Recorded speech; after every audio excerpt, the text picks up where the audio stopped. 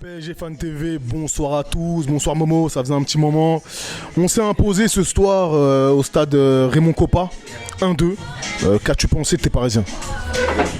J'ai du mal à y penser quoi que ce soit comme ça en fin de saison. C'est difficile de juger les joueurs un à un ou même l'équipe après, en fin de saison comme ça contre une équipe plutôt faible, Angers. On n'a pas été super fort non plus.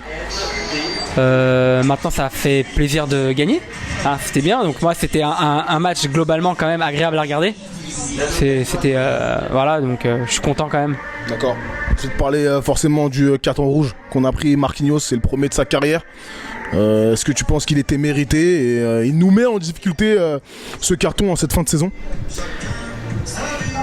Alors moi pour moi, je sais que tout le monde ici était d'accord pour dire qu'il y avait même penalty. Moi même le penalty je suis pas sûr. Tu vois, parce que voilà, quand on sait que j'aime le jeu physique plus ou moins, pour moi il n'y avait pas grand chose à en vouloir à Marquinhos. Bon, il tient un peu le maillot. Il était ceinturé quand même. Ouais, mais voilà, en tout cas le rouge.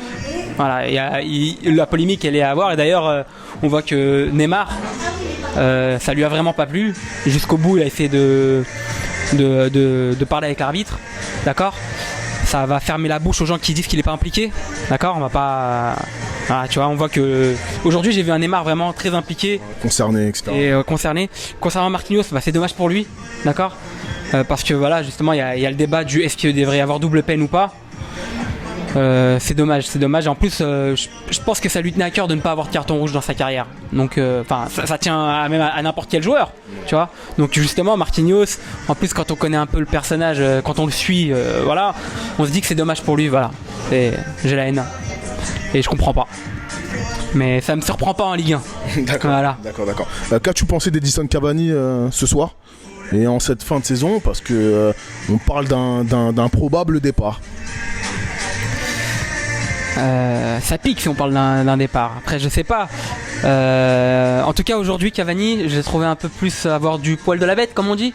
Ça va, il a un peu plus donné l'impression d'être plus en forme dans ses déplacements, dans ses placements, dans son attaque en général.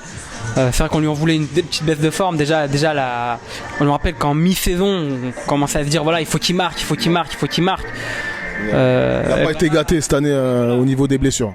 Ouais, en plus. Donc, ce que j'aurais aimé, c'est qu'il marque. Tu vois, ils ont chacun mis leur but, Di Maria et Neymar. J'aurais aimé un troisième but de Cavani.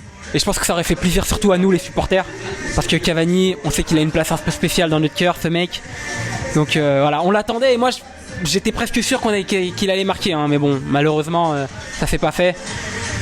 Et dommage, mais c'est pas grave, la prochaine fois. D'accord, et enfin tu parles des supporters. Est-ce que tu penses qu'on va fêter le titre samedi prochain face à Dijon au parc? Oui, il faut toujours fêter le titre.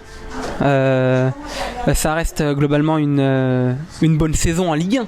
D'accord, on a fait de belles choses.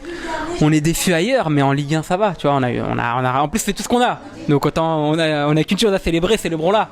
Tu vois, ça reste notre équipe. Allez Paris. Merci à toi. En fait.